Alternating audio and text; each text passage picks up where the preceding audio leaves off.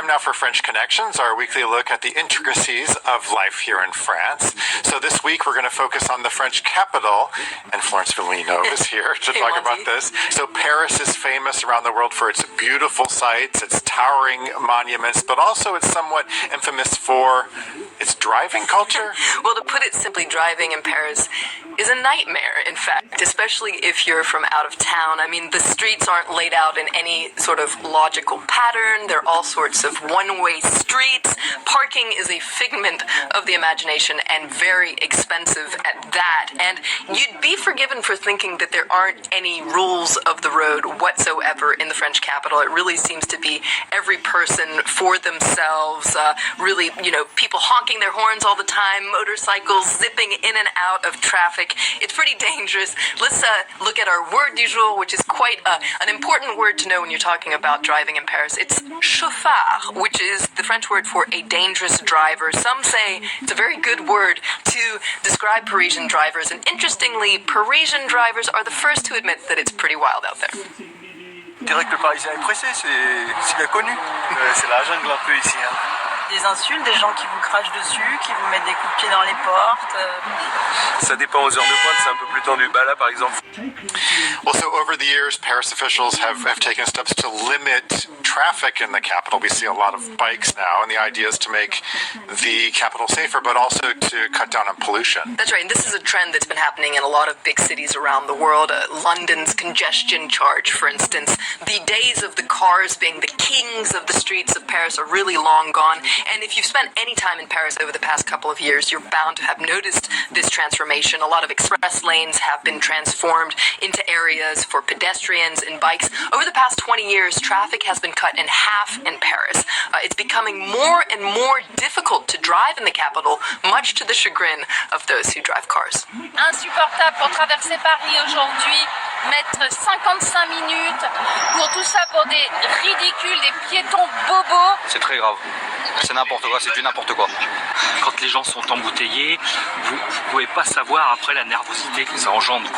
Now, road rage is reaching a bubbling point for a lot of Parisian drivers, and a lot of this frustration is aimed towards the mayor, Anne Hidalgo. A lot of car users say that City Hall's traffic policies are bad for business and also somewhat elitist because it makes life really difficult for people who live outside of Paris who have to come into the capital for work or just go through the capital for their business. Sure, and the mayor's been a huge proponent of bikes in the capital. So none of this is really going to improve anytime soon. The latest step local authorities have taken to reduce the speed limit in Paris is one. That's right, and this follows in the traces of other big cities in France like Lille, Nantes, Grenoble, or Montpellier. Paris has imposed a speed limit of 30 kilometers an hour on nearly all its streets, down from 50. Now, studies show that this might not do very much actually to reduce air pollution, but it certainly does reduce noise pollution by 50% and accidents by 10 to 40%. So good news, right? Well, it wouldn't be France if people weren't divided on the issue. C'est difficile de viser les 30 déjà et de pas être à 34, 36, etc. Puis après on se fait doubler, klaxonner par tout le monde. Je pense que ça peut fluidifier si on roule moins vite et que ça peut être plus agréable pour nous à Paris. On va plus pouvoir circuler, on pourra plus travailler correctement, on va arriver en retard partout. On aura peut-être un peu moins peur des voitures, traverser les routes. Ici c'est vrai qu'en France les gens n'ont pas vraiment tendance à s'arrêter. On est plus en sécurité, j'ai envie de dire. Les personnes ont moins de temps à ralentir. Mais après, est-ce que les gens vont respecter, à voir. Il y a tellement de vélos maintenant et de trottinettes et tout ça, donc c'est un peu le bordel. Donc il va falloir quand même ralentir la cadence. Well, so one major way that Paris officials are trying to cut down on car traffic, they're trying to improve public transportation, other modes of getting around like bikes. Absolutely. There's been a cycling revolution in Paris over the past couple of years. It's quite common to see cycling traffic jams of bikes. So many people are hopping on these bikes these days. And it must be said that Paris authorities have made it really easy to get around the capital. A lot of bike lanes have been popping up.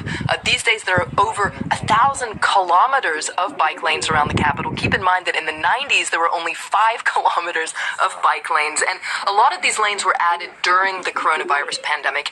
Interestingly, that also inspired a lot of people to hop on their bikes. Vélo, on est plus distant des autres, on n'est pas confiné comme on l'est dans le métro. Je suis bien sur mon vélo, sur ma bicyclette, je suis toujours à l'heure, je fais du sport, je dépasse les autos et je pollue pas. Also, it's not only bikes, but it's also trottinette, these electric scooters that we see everywhere. Absolutely. It's really easy to rent these electric scooters or bikes as well, which leads to a whole new category of these chauffards we were talking about at the beginning. Dangerous drivers out there. Pedestrians often complain that cyclists or people on these little trottinettes don't really respect the rules. And interestingly, they too are the first to admit it. Je respecte les feux, ouais, en général, ouais. Pas tout le temps. Et puis si j'ai mes oreillettes, et ben je croise les doigts pour que personne ne me voie. Je trouve que les vélos ne font pas très attention aux piétons. C'est dangereux.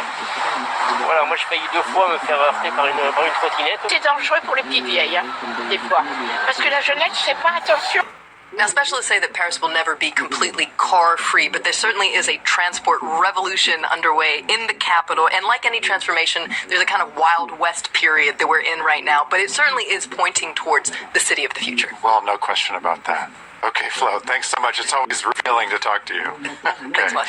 That's all we have time for. In the meantime, you can tweet your questions at Flo Villamino and check out our website at france24.com.